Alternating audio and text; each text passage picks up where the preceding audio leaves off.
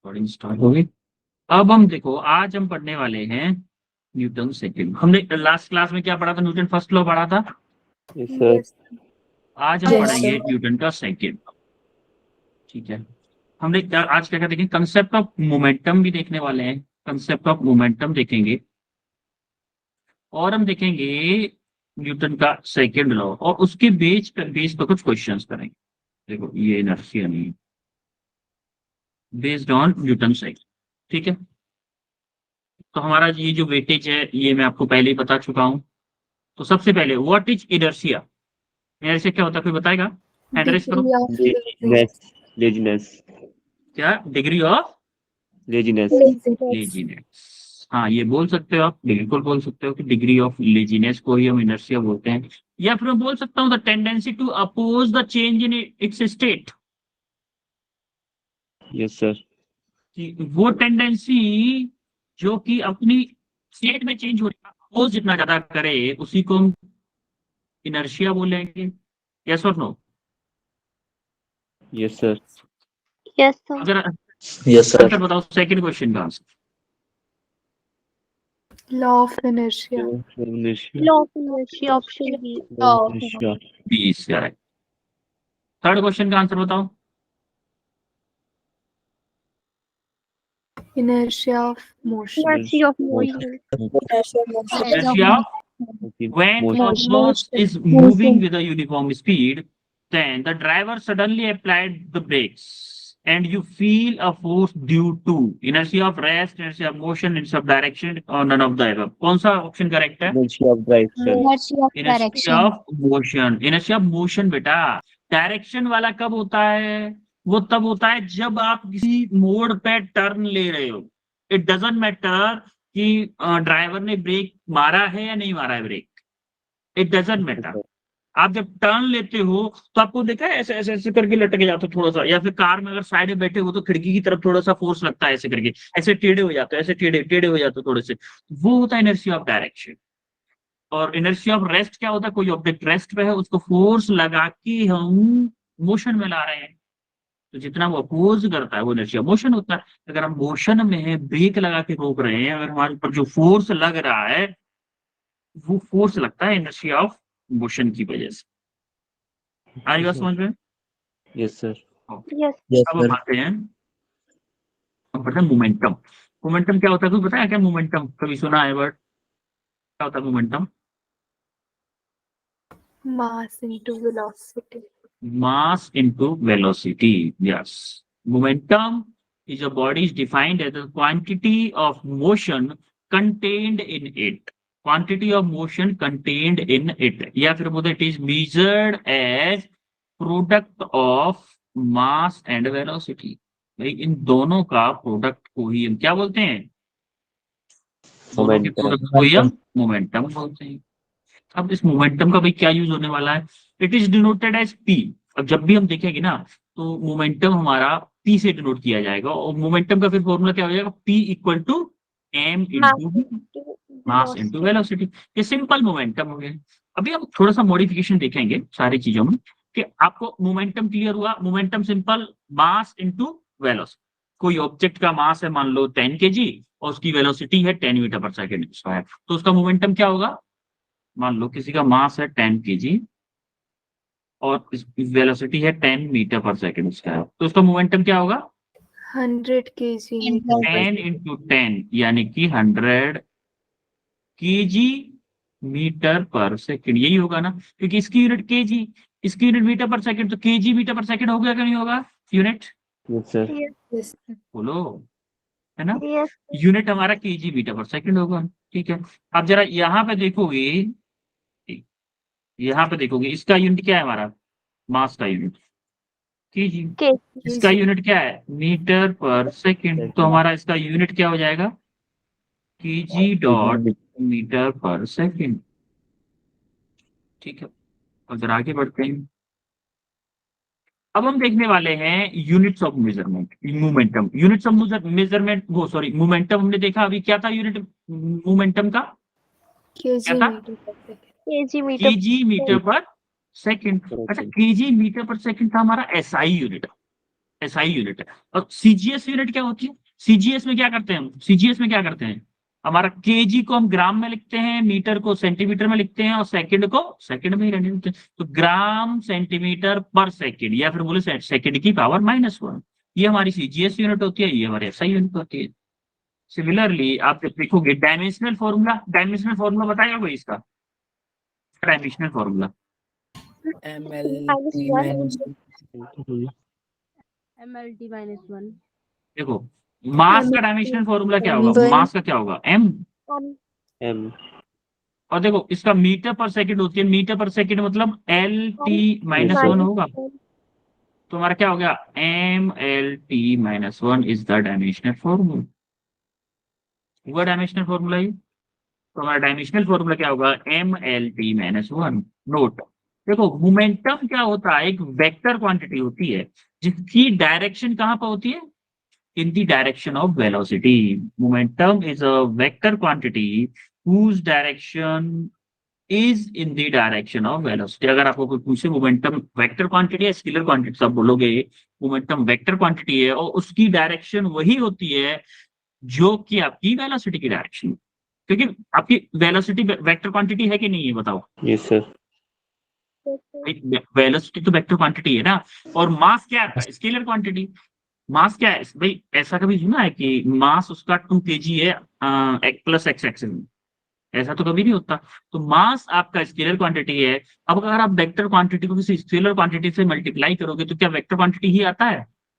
yes sir अरे आपको vector chapter में जैसे 2i cap plus 2j cap, उनको मल्टीप्लाई करूंगा अगर मैं 2 से तो क्या आएगा? 4i cap plus 4j cap आएगा कि नहीं आएगा? बोलो।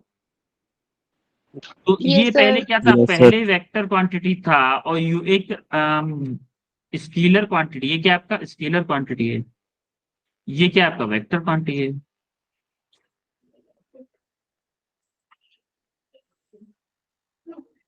एक वेक्टर क्वांटिटी को स्केलर से मल्टीप्लाई किया तो ये किस में आया? वेक्टर में ही आया कि नहीं आया? Yes sir. yes sir फिर भी वेक्टर क्वांटिटी आया, इसीलिए मोमेंटम क्या होता है आपका? Vector quantity. आगे बढ़े। Yes sir.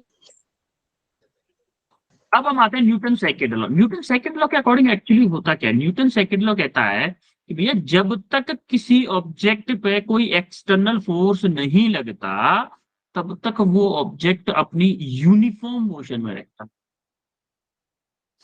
According to first law के अकॉर्डिंग क्या कहता था? No external force act on moving body then it moves with uniform velocity. आप बोल सकते हो कि अगर फर्स्ट लॉ क्या था हमारा? फर्स्ट लॉ क्या बोलता था कि अगर कोई ऑब्जेक्ट मोशन में है तो वो मोशन में रहेगा, अगर कोई ऑब्जेक्ट रेस्ट पे है तो रेस्ट पे रहेगा। अब स्पेशली हम क्या कर रहे हैं यहाँ पे? एनालाइज करते हैं मोशन के लिए। तो अगर मेरा कोई ऑब्जेक्ट एक यूनिफॉर्म मोशन में है और उसके ऊपर कोई भी फोर्स नहीं लगा रहा तो क्या वो हमेशा मोशन में रहेगा? According to first law, Yes. According to first law क्या वो हमेशा मोशन में रहेगा? मैं एयर रेजिस्टेंस को, फ्रिक्शन को, इन सबको नेगेट कर रहा हूं, माना कि ये कुछ है ही नहीं। तो क्या अगर मैं एक बॉल को फेंक दूं क्या वो हमेशा मूव करती रही? जैसे स्पेस में आपने देखा होगा, आपने मतलब देखा तो नहीं होगा, मतलब टीवी में देखा होगा या डिस्कवरी चैनल पे देखा होगा, इस स्पेस में अगर एक बार किसी चीज को फेंक दो तो वो हमेशा चलती रहती है, रुकती नहीं है कभी भी। होता है कि नहीं ऐसा? Yes yes sir. sir है क्यों? क्योंकि वहां पे कोई भी रेजिस्टेंस है ही नहीं, कोई एक्सटर्नल फोर्स उसके ऊपर अप्लाई हो ही नहीं रहा है। इसीलिए फर्स्ट लॉ के अकॉर्डिंग कि अगर कोई ऑब्जेक्ट मोशन में है, यूनिफॉर्म मोशन में है, यानी कि उसका एक्सेलरेशन 0 है तो वो हमेशा यूनिफॉर्म मोशन में ही रहेगा। ये हमारे फर्स्ट लॉ से हमने देखा, कल की क्लास में देखा था ना ये। Yes, sir. अरे Yes, फर्स्ट sir. लॉ क्या था? An object stay in motion, rest motion until unless an external force acts on it। यही था ना फर्स्ट लॉ। Yes. कोई ऑब्जेक्ट आपका रेस्ट में है तो रेस्ट में रहेगा, मोशन में तो मोशन में ही रहेगा, अनटिल अनलेस उसका कोई भी नेट एक्सटर्नल फोर्स नहीं लगे। तो यही तो वो कंडीशन है। जब ये देखो फर्स्ट लॉ ही तो बोल रहा है कि उसने बोला है कि कोई भी अगर नेट एक्सटर्नल फोर्स नहीं है तो कोई ऑब्जेक्ट अगर यूनिफॉर्म मोशन में है तो यूनिफॉर्म मोशन में ही रहेगा हमेशा। तो ये फर्स्ट लॉ ने बोल दिया। तो हमने क्या किया? If no external force act on a body then its momentum also remain constant. Momentum constant क्यों रहेगा भाई? कोई बताएगा मोमेंटम कांस्टेंट क्यों रहेगा? क्योंकि अगर कोई फोर्स नहीं है, फोर्स अगर नहीं है तो क्या उसका, अगर बोला जाए तो यूनिफॉर्म वेलोसिटी होगी। वेलोसिटी क्या होगी? यूनिफॉर्म होगी, होगी कि नहीं? Yes, sir. तो अब मैं अगर मैं मोमेंटम की बात करूं तो मेरा मास इनटू वेलोसिटी, अगर मेरा मास भी कांस्टेंट है ऑब्जेक्ट का, भाई मास तो चेंज नहीं हो रहा है ना, और वेलोसिटी भी कांस्टेंट, तो क्या मेरा मोमेंटम भी कांस्टेंट आएगा? आएगा कि नहीं? क्योंकि मेरा वेलोसिटी कांस्टेंट है, ये भी कांस्टेंट है, और ये भी कांस्टेंट है। बोलो आ रहा है कि नहीं मोमेंटम कांस्टेंट? Yes, sir. समझ में आया यहां तक? Yes, sir. ओके। Yes. अच्छा, अब उसके बाद hence the momentum of a body changes, the body must be under the action of net external force. अगर मान लो किसी बॉडी का मोमेंटम चेंज हो रहा है, अभी हम फर्स्ट लॉ की हेल्प से सेकंड लॉ पर पहुंचने की कोशिश कर रहे हैं, ध्यान रखिएगा। फर्स्ट लॉ की हेल्प से हम सेकंड लॉ तक पहुंचने की कोशिश कर रहे हैं। अगर किसी बॉडी का मोमेंटम चेंज हो रहा है टाइम के साथ साथ, तो क्या मैं बोल सकता हूं कि उसके ऊपर एक नेट एक्सटर्नल फोर्स लग रहा है? इसका मतलब बोल सकता हूं ना? Yes. Yes, sir. है Yes, sir. भाई, अगर किसी बॉडी का मोमेंटम चेंज हो रहा है, मोमेंटम चेंज हो रहा है, कब मोमेंटम चेंज होगा? P equal to M V. Mass आपका कांस्टेंट है हमेशा, ये मान लो चेंज हो रहा है, ये चेंज हो रहा है, इसका मतलब ये कब चेंज हो सकता है? जब कि उस ऑब्जेक्ट पे कोई एक्सटर्नल फोर्स लगे, तभी चेंज हो सकता है। Yes, sir. sir. Yes, अब इसी पॉइंट ऑफ व्यू से हमारी डेफिनेशन आई न्यूटन सेकंड लॉ की। जरा देखो, the rate of change of momentum of a body is directly proportional to net external force acting on the body and take place in the direction in which the force act. कुछ समझ में नहीं आया definition? आया कुछ समझ में? No, आया sir. क्या? ये No. उस वो बोल रहा है कि मेरा जो अप्लाइड फोर्स है, मेरा जो नेट अप्लाइड फोर्स है, एक्सटर्नल फोर्स जो है ना, वो क्या है? वो मेरा rate of change of momentum. Rate of change of momentum को कैसे लिखेंगे? DP over dt। इसके डायरेक्टली प्रोपोर्शनल एक्चुअली, इसके directly rate of change of momentum, force is directly proportional to force is directly proportional to the net external force acting on a body। आ रही बात समझ में कि मेरा जो नेट एक्सटर्नल फोर्स है वो डायरेक्टली प्रोपोर्शनल है किसके? Rate of change of momentum के। मान लो कोई ऑब्जेक्ट मूव कर रहा है, उसका मोमेंटम अभी अभी मान लो 5 kg मीटर पर सेकंड है, थोड़ी देर बाद 10 हो गया, उसके बाद 15 हो गया, उसके बाद 20 हो गया। तो ये क्या हो रहा है? हर सेकंड पे मोमेंटम चेंज हो। तो rate of change of momentum पर सेकंड में कितना मोमेंटम चेंज हो रहा है, जो उसके ऊपर फोर्स अप्लाइड है वो उसके डायरेक्टली प्रोपोर्शनल। हाँ, आ रही बात समझे बेटा? Yes, sir. Yes, sir. अब जरा एक्सप्रेशन देखते हैं, उसका एक्सप्रेशन देखते हैं। Under the action of external force, माना कि हमने एक्सटर्नल फोर्स हमारा एफ उसके ऊपर लगा है, नेट एक्सटर्नल फोर्स हमारा एफ लग रहा है, और कितने टाइम के लिए लगा है?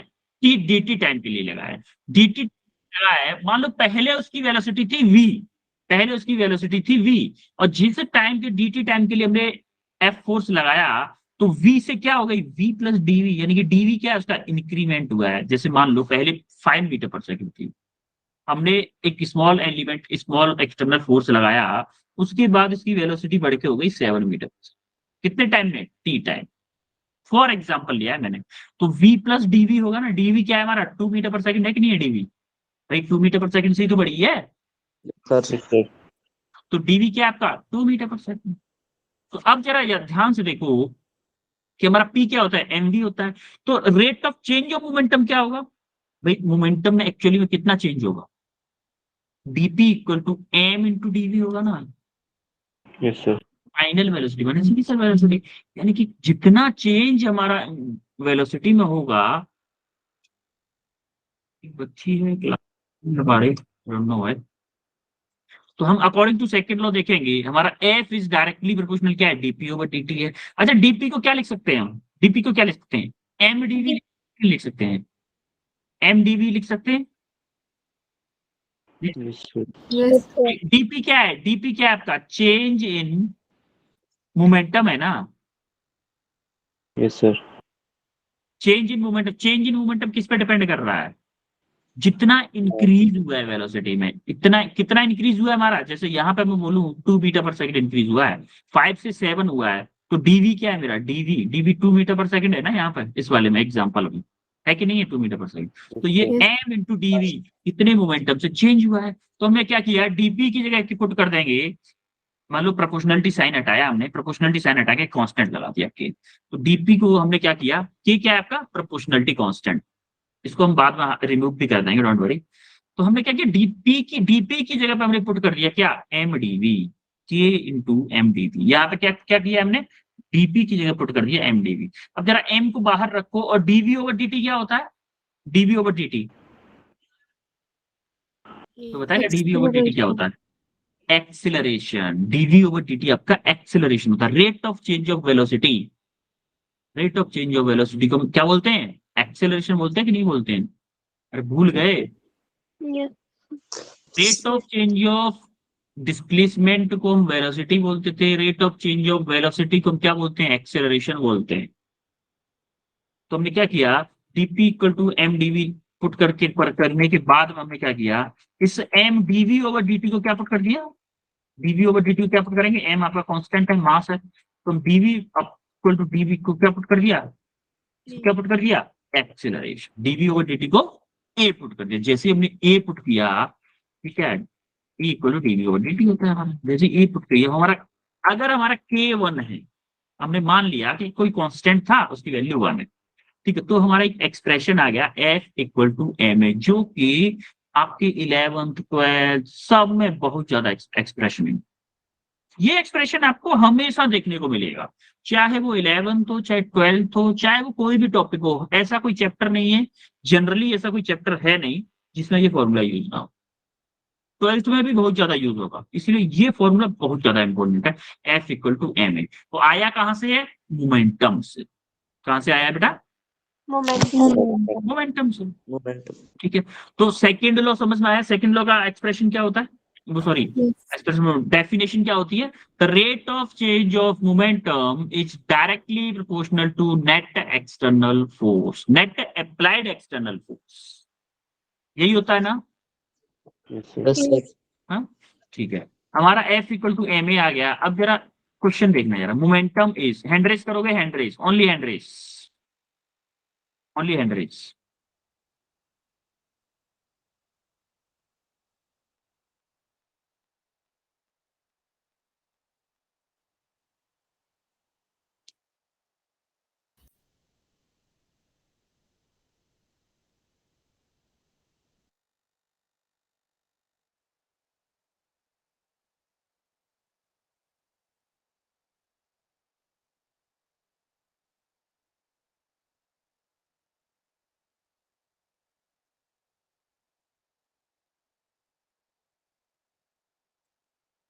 अच्छा, अभिनव, अभिनव दिमान, आंसर बताओ। B. Option B. क्या है बेटा? B. Option, which option? B. C. C है कि बी है? B. बी। अच्छा, यहाँ से भी- ए, 18 बच्चे ज्यादा हैं। ए ऑप्शन के साथ कितने लोग हैं? ए ऑप्शन के साथ, बी ऑप्शन के साथ?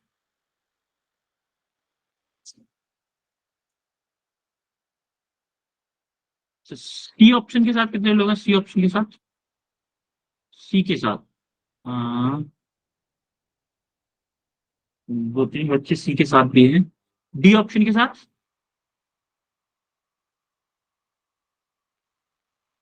Option B is correct.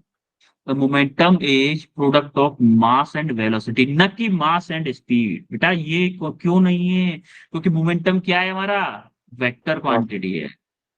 It's a vector quantity. Vector quantity कब पॉसिबल है? जब मेरा मास इनटू वेक्टर क्वांटिटी का मल्टीप्लाई हो।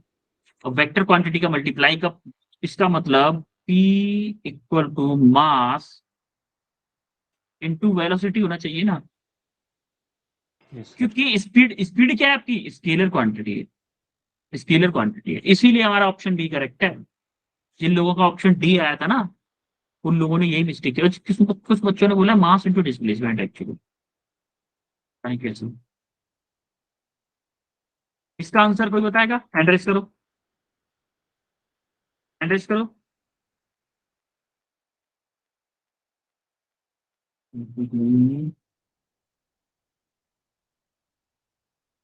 ओनली एक बच्ची ना हैंड रेज किया है। If two stones of same mass from different height fall on a vehicle, which one case greater damage? कौन सा ज्यादा डैमेज करेगा? वरुण बताओ, वरुण आप बताओ। Sir, option C. Option C, stone from a greater height, stone from less height. ठीक है। Shivanshi, Shivanshi sorry, Shivanshi आप बताओगे? Sir, option A. Option A, okay. Aastha, Option C. Option C. Kajal, Sir, option C. Option C, okay. Abhinav Timan, सही। स्मृति, स्मृति Thakur, Option A. Varun, Sir, option C. Apoorva. Sir, A. ठीक है, जरा देखो option E correct होगा। अब जरा देखो क्यों होगा। देखो, माना कि देखो जब किसी ऑब्जेक्ट को गिराया जाता है, क्या उसके ऊपर ग्रेविटेशनल एक्सेलरेशन लगता है? Yes. Yes, sir. Yes. जैसे Yes, मान sir. लो यहाँ पे कोई ऑब्जेक्ट है, यहाँ पे कोई ग्राउंड है या कोई मतलब कोई गाड़ी रखी हुई है, यहाँ से मैंने कोई एम मास का ऑब्जेक्ट गिराया, यहाँ से यहाँ तक गिराया, तो और एक ऑब्जेक्ट मैंने यहाँ से गिराया एम मास का नीचे की तरफ, किसकी वेलोसिटी ज्यादा होगी यहाँ पे पहुंचने की? यहाँ पे जब आएगा किसकी वेलोसिटी ज्यादा होगी? मान लो ये 1 है, ये 2 है। 2 की। Okay. अब बोलोगे कौन से की वेलोसिटी ज्यादा होगी बेटा? Okay. Sir, 2 2 की। 2 Two. की होगी। V2 always greater than V1 होगा आपका। अगर V2 हमारा ग्रेटर देन V1 होगा तो मोमेंटम किसका ज्यादा होगा?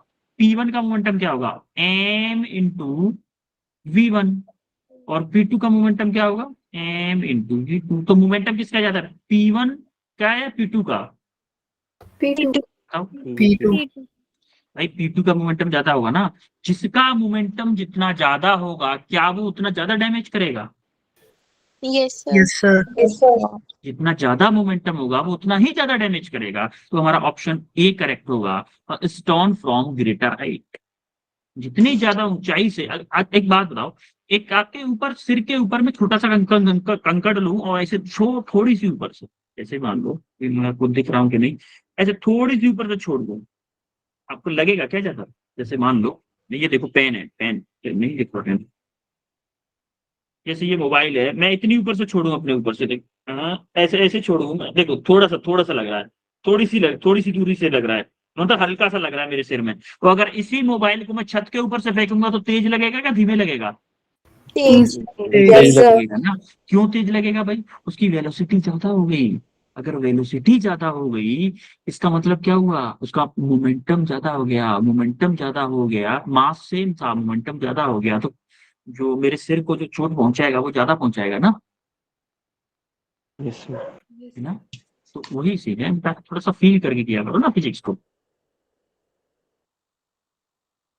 इसका आंसर तो क्लियरली बता दोगे सब लोग, ये तो हमने अभी किया था। आंसर बताओ जल्दी fast. Option C. Option C. C. देखो हमारा यूनिट क्या होता है मोमेंटम का? Unit Meter per second. KG kg meter per second. kg meter. Meter per second. तो इसका डायमेंशन क्या होगा? केजी का मतलब कैपिटल पर सेकंड का LT माइनस 1, तो MLT minus 1 is the correct answer. Okay, अगर हम देखते हैं second law measure quantity, actually में फर्स्ट लॉ क्या बताता था? याद है? फर्स्ट लॉ क्या बताता तुम? फर्स्ट लॉ बताता था भैया, अगर कोई ऑब्जेक्ट रेस्ट पे रहेगा, मोशन में रहेगा, मतलब वो बताता था कि क्वालिटी किस टाइप की है फोर्स की। लेकिन वैल्यू कौन बता रहा है? Value second law. फॉर क्या फर्स्ट लॉ ने कोई फॉर्मूला दिया था? No. No, sir. First law ने No, कोई No. फॉर्मूला नहीं दिया था, सेकंड लॉ ने फॉर्मूला दिया। इसीलिए हम बोलते हैं second law measure quantity, quantity of force, where first law measure describe the concept of force। First law ने क्या किया? ओनली कंसेप्ट ऑफ फोर्स को डिस्क्राइब किया था, लेकिन वैल्यू फोर्स की किसने दी? सेकंड लॉ ने दी। या फिर हम बोल सकते हैं कि फर्स्ट लॉ जो था क्वालिटेटिव था और सेकंड लॉ क्या था? क्वांटिटेटिव था। क्वालिटेटिव का मतलब फोर्स को एक्सप्लेन किया या फोर्स की क्वालिटी बताई, लेकिन सेकंड लॉ ने क्या किया? क्वांटिटी बताई। क्वांटिटी मतलब वैल्यू बताई, न्यूमेरिकल वैल्यू बताई, सेकंड लॉ। आ रही बात समझ में? Yes, sir. Yes. Yes, sir. yes, sir. देखिए यूनिट ऑफ फोर्स, फोर्स की यूनिट क्या होती है? फोर्स की यूनिट, फोर्स क्या होता है? एक बात बताओ, F equal to M A होता है ना? Yes. होता है कि नहीं? Yes, sir. एम क्या Yes, होता है? sir. KG, KG meter per second square. और KG meter per second square को हम बोलते हैं न्यूटन, या फिर बोले एन। ये आपकी फोर्स की यूनिट होती है, हमेशा याद रखना। या फिर हमको सीजीएस यूनिट में इसको बोलते हैं ग्राम सेंटीमीटर पर सेकंड स्क्वायर। और डाइन, डाइन ये वही वाली डाइन, एक थी डाइन, वो वाली डाइन नहीं है ये। ग्राम सेंटीमीटर पर सेकंड स्क्वायर को हम क्या बोलते हैं? एक डाइन भी बोलते हैं। और एमकेएस यूनिट में क्या हो जाएगा? KG meter per second square और न्यूटन। ये फोर्स की यूनिट, ये तो सब लोगों को पता होगा। और one dyne, sorry, one newton equal to होता है 10⁵ डाइन के।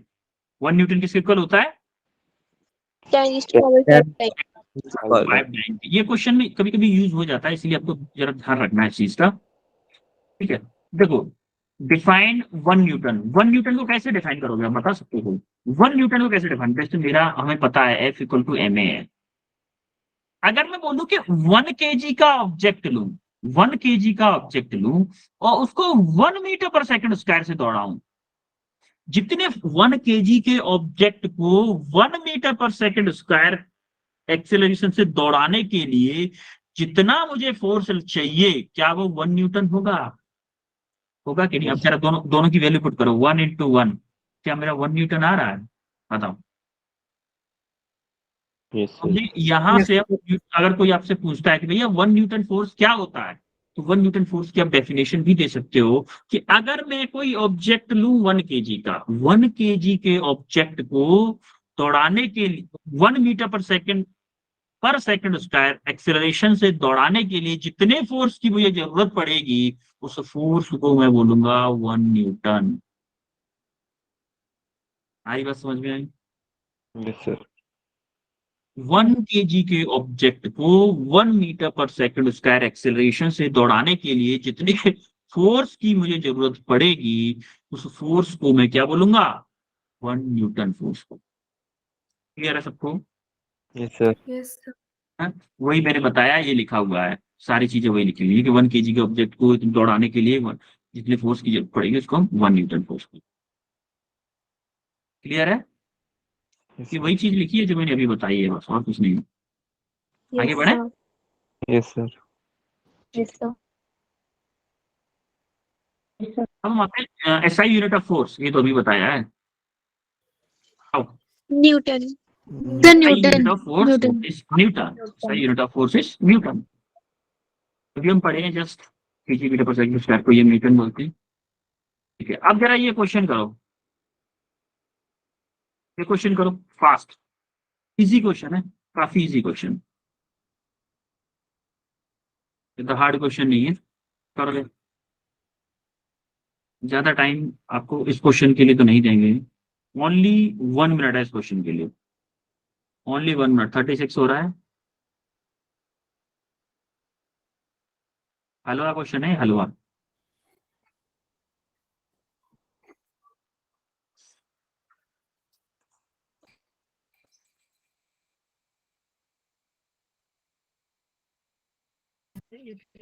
Sir, third.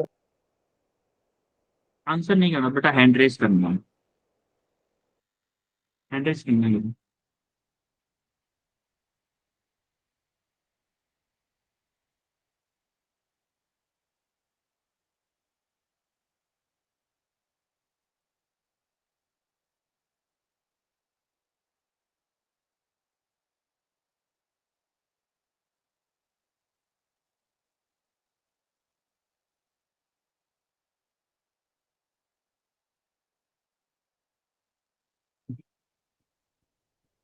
चार बच्चों का, वहां 5 बच्चों का आंसर आ चुका है। काफी बच्चों का आ गया। वरुण वरुण वरुण आंसर बताओ। Option C. सी ऑप्शन है, ठीक है। Kishore? Sir option C. Option C. Shivanshi? Sir, option 2. Which option is correct बेटा?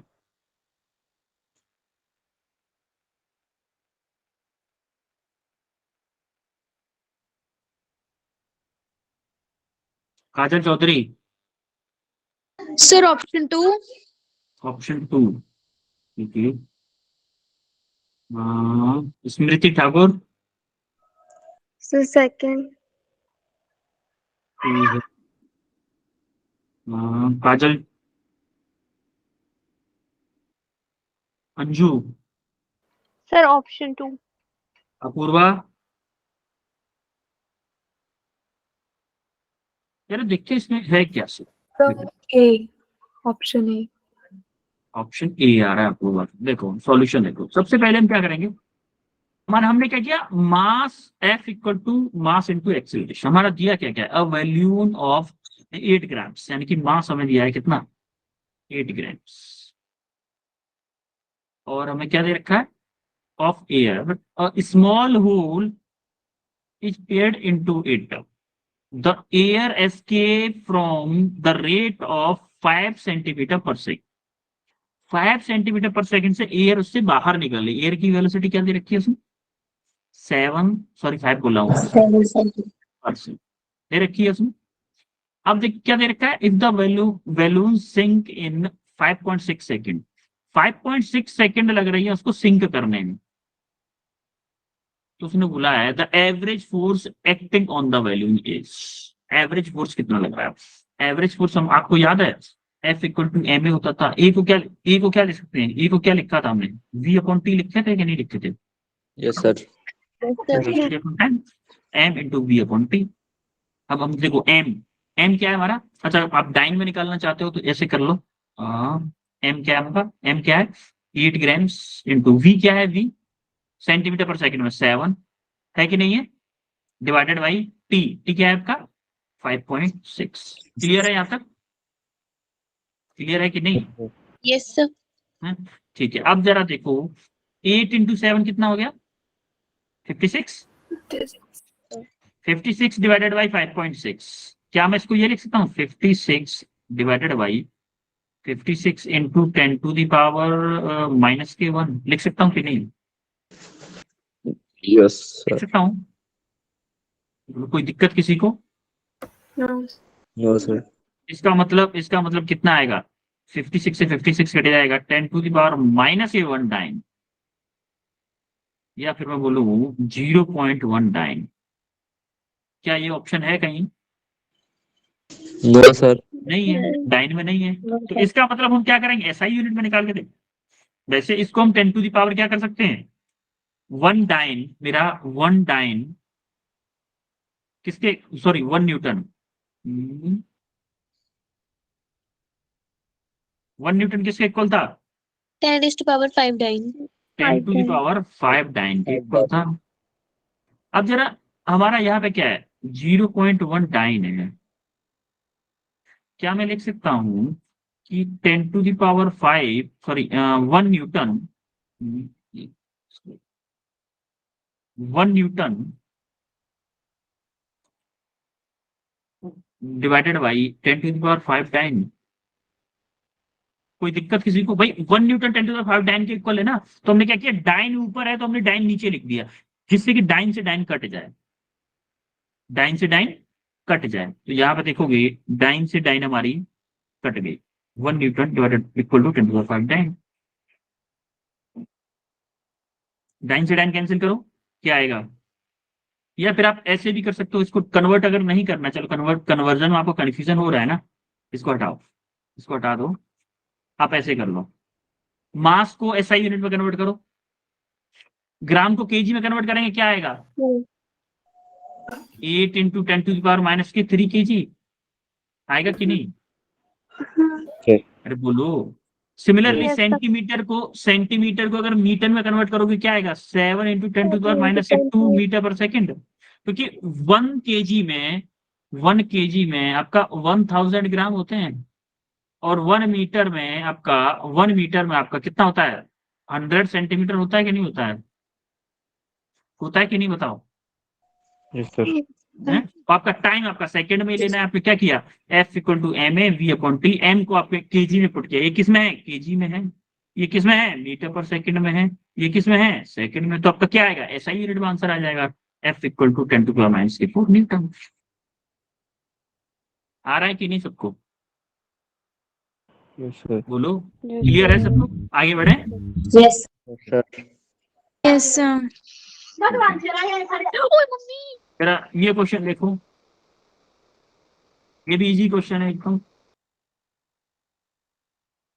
सर वही है ये।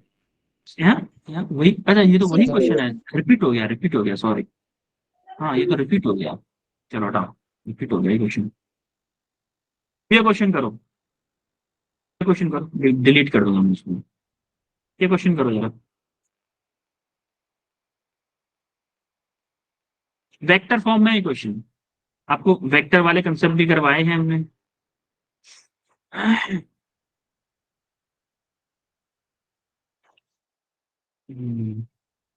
Take your time.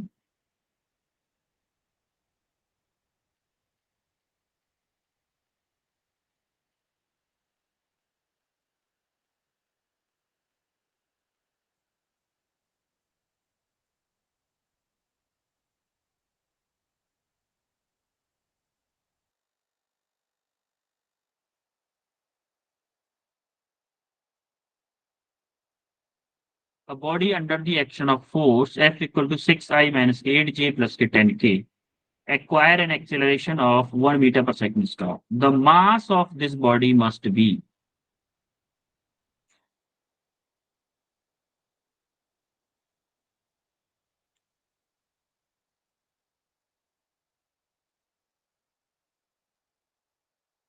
Apoorva answer आ गया क्या आपका? Yes, sir. अच्छा अपूर्वा, एक काम करो, कैसे किया आप मुझे बताओगे क्या, कैसे किया है? Yes, sir. पहले फोर्स को हमने उसका मैग्नीट्यूड निकाल लिया स्क्वायर करके और अंडर रूट में, और F = ma, तो a तो 1 ही था, तो F = m कर दिया, फिर F का मैग्नीट्यूड आया 10√2, तो 10√2 kg। ठीक है। 2√10, 2√9। पुनीत आपने किया? Puneet yes sir. कैसे किया है बताओ? सर सबसे पहले फोर्स का वेक्टर फॉर्मूला, वेक्टर 1 से मल्टीप्लाई किया, फिर इसका वेक्टर निकाल दिया। फोर्स का क्या किया आपने पहले? Multiplied by acceleration. फोर्स का मल्टीप्लाइड विद एक्सेलरेशन किया, ठीक है। फिर इसका क्या किया? सर मैग्नीट्यूड निकाल दिया, फिर मैग्नीट्यूड निकाल दिया। फोर्स का मल्टीप्लाई एक्सेलरेशन के साथ क्यों किया बेटा?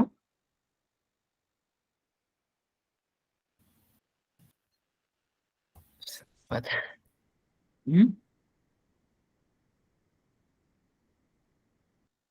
संतोष आप बताओगे जरा। देखो कोई दिक्कत नहीं है, अगर आपने गलत एक्सप्लेन कर दिया बाय मिस्टेक तो कोई दिक्कत वाली बात नहीं, डोंट वरी, डरना नहीं है, डर के आगे जीत है, पता है ना? अरे हम उसका माउंटेन ड्यू का नहीं सुना एड, डर के आगे जीत है, तो डरना नहीं है, डरना भी है तो उसके आगे जीत है, इसलिए करना है। वरुण आप बताओ।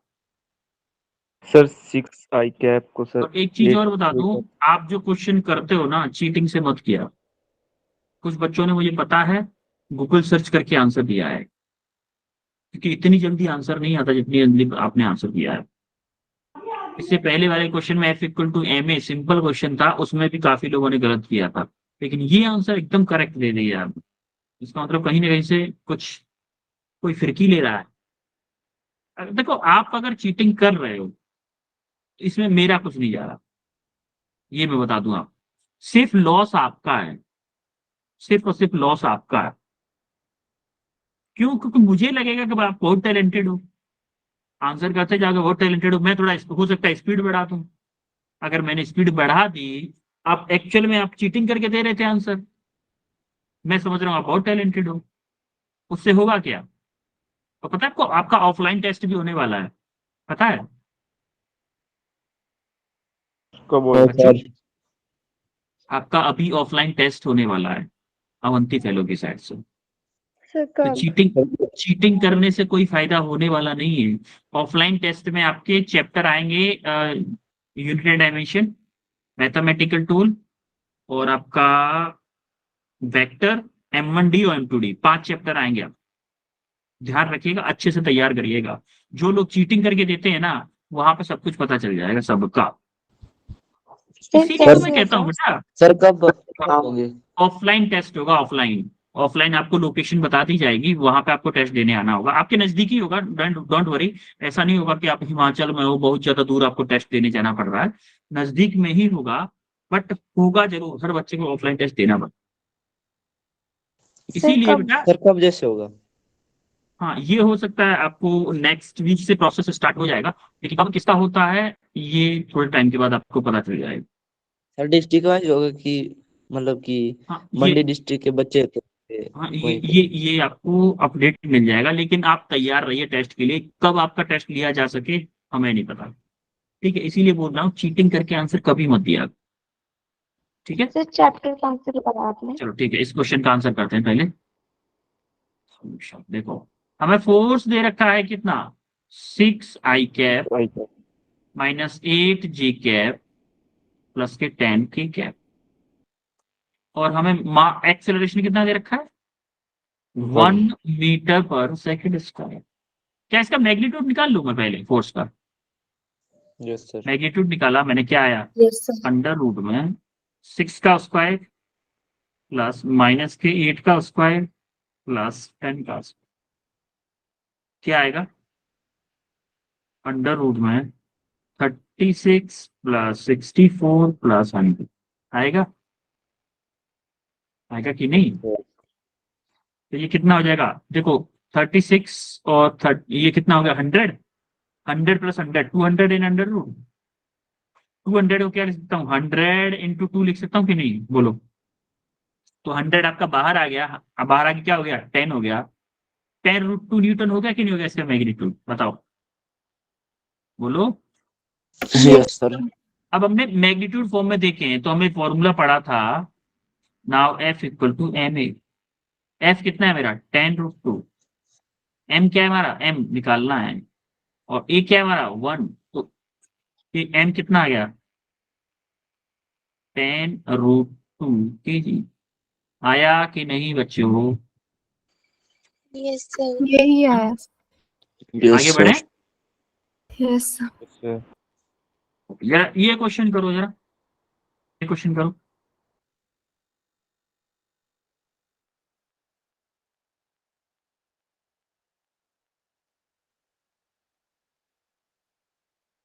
A body of mass 3 kg is at rest if F=6t²i plus 4tj is applied on an object, then the velocity of object at t=3 second is।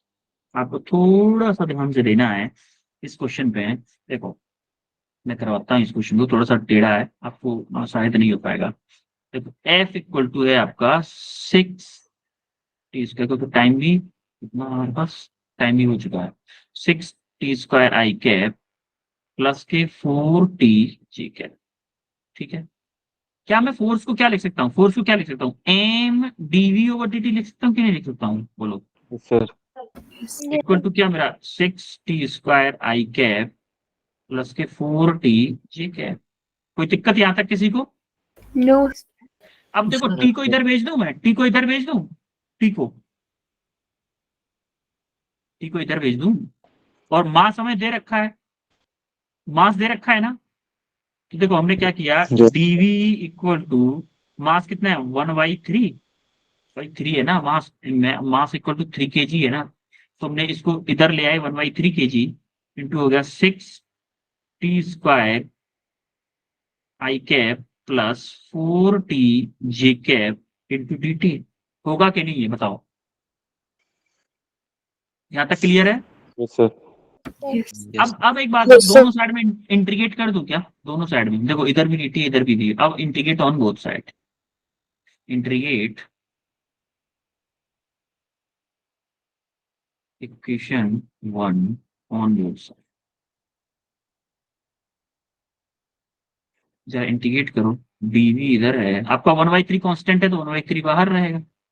Integration क्या होगा, इंटीग्रेशन कहां से कहां तक होगा, उसने बोला है the velocity of object when t equal to 3 second, तो क्या होगा 0 से 3 सेकंड, इनिशियल हमारा 0 था और 0 से 3 सेकंड तक की वेलोसिटी पूछा है उसने, तो हम इंटीग्रेशन किसके बीच में करेंगे, 0 से 3 सेकंड के बीच, 0 से 3 क्या कितना 6t² आई कैप प्लस के 4t जे कैप इंटू dt। क्लियर है यहाँ तक सबको, yes, बोलो। sir. Yes, sir. Yes sir. ठीक है, अब जरा देखो डीवी का इंटीग्रेशन क्या होगा, डीवी का इंटीग्रेशन वी हो गया हमारा, डीवी का इंटीग्रेशन भाई यहाँ पर 1 है ना, 1 का इंटीग्रेशन क्या होता है, जिसके रेस्पेक्ट में इंटीग्रेशन होता है वही होता है, तो डिवाइडेड 1/3 सॉरी 1/3। अब जरा इसका इंटीग्रेशन करो, 6t² का इंटीग्रेशन क्या होगा, कोई बताएगा, 6t² का इंटीग्रेशन, 6 आपका कांस्टेंट है, t² का इंटीग्रेशन क्या होगा, टी क्यू तो अपॉन pq/3 आई कैप प्लस 4t²/2 जे कैप, 0 से 3 dt। होगा कि नहीं। अब देखो 3 से 6 2 टाइम्स कट गया, 2 से 2 4 2 टाइम्स कट गया, तो हमारा क्या आया 1/3 2tq आई कैप प्लस 2t² जे कैप, कहां से कहां तक 0 से 3 तक, यहां तक क्लियर है सबको। अब जरा देखो 1/3 लिमिट अप्लाई करो, अपर लिमिट अप्लाई करेंगे तो यहाँ पे वैल्यू आएगी, लेकिन लोअर लिमिट अप्लाई करेंगे तो 0 हो जाएगा अंदर वाला, होगा कि नहीं, क्योंकि 0 है ना। 2 इंटू 3 का क्यू आई कैप, या फिर आप इसी में रहने दो, इसी Sir, में रखोगे क्या, 42 कैसे? क्या Sir, क्या बोल रहे हो, हाँ sir 4t square sir by 2 कैसे है सर, ये 2 कैसे है 4t² by 2 कैसे आया, सर, 2 कैसे है ये सर? ये समझ में नहीं आया। देखो x की पावर n का इंटीग्रेशन क्या होता है, x की power n plus 1 divided by n plus, होता है कि नहीं ये। Yes sir.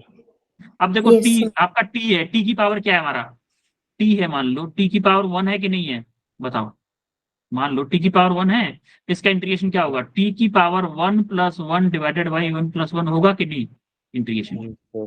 तो क्या होगा t² डिवाइडेड बाई 2, होगा कि नहीं होगा इंटीग्रेशन इसका, यस सर। इसीलिए होगा हमारा 4 इंटू t²/2, तो 2 से 2 कैंसिल हो गया, 2t² आ गया यहाँ पे 2। अब जरा आई कैप प्लस 2 इंटू t² की जगह क्या पुट करोगे 3 का स्क्वायर जे कैप, जरा देखो 1/3, आप इधर देखो क्या होगा, एक 3, एक काम करते हैं इस 3 को अंदर भेज दूं क्या, इस 3 को, भाई इस 3 को मैं अगर मैं अंदर भेज दूंगा तो एक 3 यहाँ से कट जाएगा, एक 3 यहाँ से कट जाएगा, मल्टीप्लाई कम करना पड़ेगा, तो मैं क्या कर रहा हूँ 2 इंटू 3 का स्क्वायर आई कैप प्लस 2 इंटू 3 जे कैप, होगा कि नहीं। भाई ये 3 मैंने अंदर भेजा, यहाँ 3 का क्यू था, स्क्वायर रह गया, यहाँ 3 का स्क्वायर था, ओनली 3 रह गया, तो आप क्या करोगे 3 इंटू 3 9, 9 2 जा 18, 18. 18 आई कैप प्लस 3 2 जा 6, 6 जे कैप इज वेलोसिटी का एक्सप्रेशन हो गया ये, समझ में आया कैसे आया ये। Yes sir.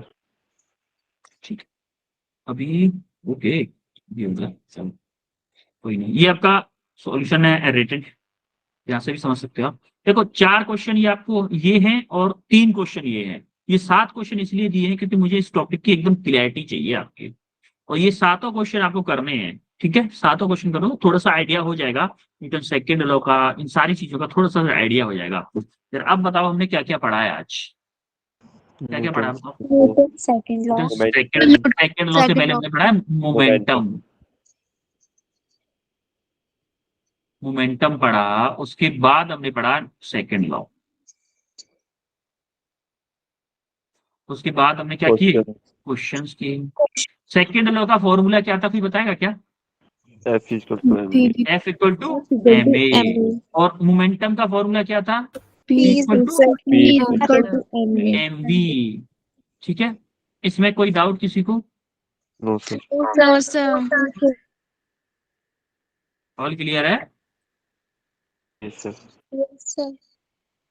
तो ये इसके सॉल्यूशन भी हैं आपके पास। तो फिर बच्चों मिलते हैं आपको नेक्स्ट क्लास में। कोई दिक्कत तो नहीं रही आज की क्लास में? No sir. अच्छा लगा? न्यूटन सेकंड लॉ समझ में आया अच्छे से? Yes sir. इंटरेस्टिंग लगा पढ़ना? थोड़ा सा फील करा के? Yes sir. ठीक है, ओके। फिर अब नेक्स्ट क्लास में मिलते हैं। अब आज फ्राइडे है ना, अब तो मंडे को ही मिलेंगे नेक्स्ट क्लास में, Yes sir. ना? मंडे को मिलते हैं फिर आपसे। Bye everyone, Good night sir. Bye Bye sir. sir. Bye. Very good night, very good night, bye Night sir. Bye. Thank you sir. Bye sir. You welcome, bye.